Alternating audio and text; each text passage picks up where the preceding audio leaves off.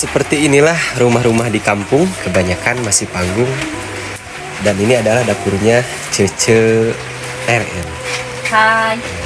Disapa ya Ce ya. Ce nuju naon Ce? Ini juga goreng opak. Iya santan-santan jadi turun hujan. Enak merenya di rencangan sebelum opak.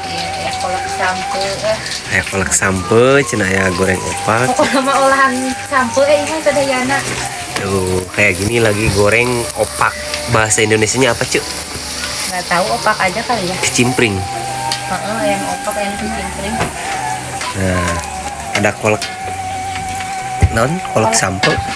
Kalau namanya teh berarti kolak singkong, kolak singkong. Ini ya masih estetik kayak gini ya. Kayak zaman-zaman tahun 90-an dapurnya kayak gini. Ada kucing juga tuh.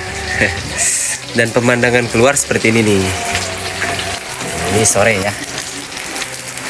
Pemandangan keluar seperti ini. Dan ini ada musola juga di sini.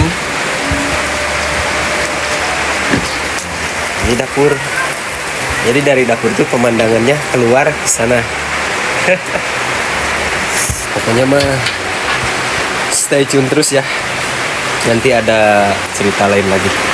Wah, goreng ranginangnya sudah matang nih. Sudah siap untuk disajikan ya. Seperti ini nih. Ini masih panas.